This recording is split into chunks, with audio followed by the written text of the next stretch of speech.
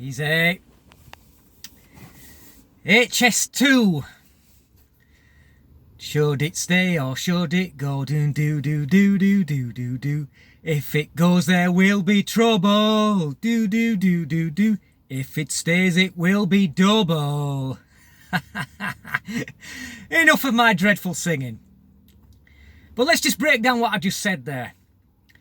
If it goes, there will be trouble. You can bet your ass there will, because I'm sure that there's a lot of establishment figures that have got their fingers in this particular pie. A lot of investment in this project. And I think that when, if Boris rides in on horseback and he decides to cut the entire thing, then there is going to be trouble from certain people. And of course, if it stays, it will be double. We all know what I'm talking about there, and I'm talking about cost. Because it started off as being about 50 billion, I believe, the estimate, and I think it's already spiraled to 100 billion. So you see what I did there. So now the question is, do I think that HS2 is a good or a bad idea? Well, of course, it's a great idea. It's an investment in our future. The reason why it's such a good idea is because this country is awash with money. Council budgets are bulging at the seams with all the money that they have to spend, and 100 million is just a drop in the ocean, right? Oh. Did I get that wrong there?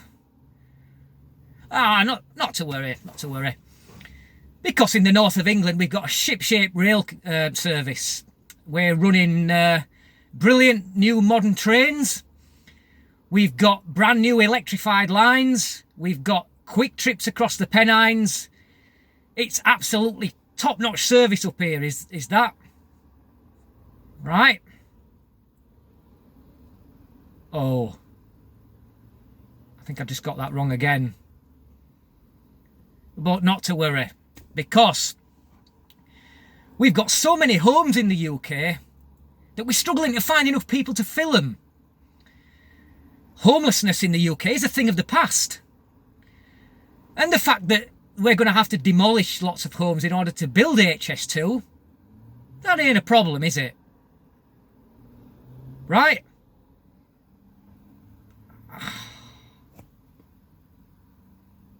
I'm not doing very well today, am I? I'm not. Okay. Back into the land of reality. Well, of course, we don't have those things, do we? We do not have lots of money because, of course, council budgets are being cut to the bone. Mostly due to the fact that the last Labour government left us destitute. The rail service in the north of England is a disaster. We're currently running trains known as pacers, which, for those who don't know, is bus bodies running on train chassis. They are noisy, they are rock and rolly, and we've been promised that these things will be in the history books many times over, and we're still running them. We still haven't got modern trains.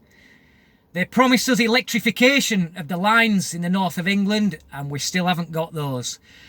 They promised us upgrades on the rail service from the east to the west of the Pennines, and we still haven't got that. They promised us a brand new tunnel, and nothing has got underway on that as yet. So I'm afraid to say that, all that considering, I'm afraid HS2 is a terrible idea. Now, I'm not going to say it's a terrible idea per se. I actually think the idea of it is a good idea. If, of course, all those things that I outlined earlier were true. But they're not. And I think that the only thing to do now with HS2 is not to scrap it entirely.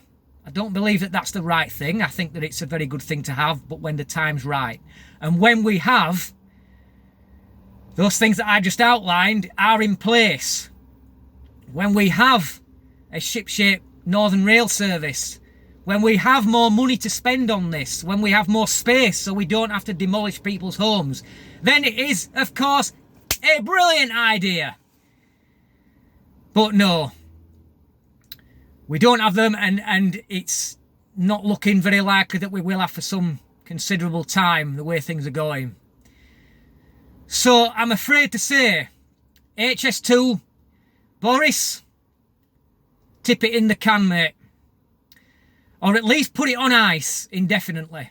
Because I think the day may come, it probably won't be in my lifetime, but the day may come when HS2 will be a fantastic idea. But right now, it ain't. So the only sensible thing to do with it is to put it on ice, to stop kicking people out of their homes. And I've heard the stories that people have been saying now, that they've had the compulsory purchase orders on the houses. They haven't received the money they were promised. It's a shambles, man, an absolute shambles. And there is a village in South Yorkshire somewhere that had a brand new housing estate, and it's been earmarked for bulldozing. Some of the houses have been filled and some not, and it's been earmarked for bulldozing. These people who have bought those houses were told that they were going to get booted out of them, and they just moved in.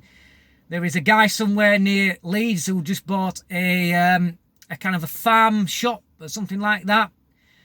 He just set up this business. He had land, and he was given a letter to say that the HS2 was going straight through his land. And you could see the devastation in this bloke's face. He said that he'd put years and years of effort and money into setting up this business, and just gone like that. The guy was virtually in tears. But that was a couple of years ago. And the way things have turned out now is not much has got going, and I think now is the time to let me know what you think. Thank you for watching, and until next time, easy.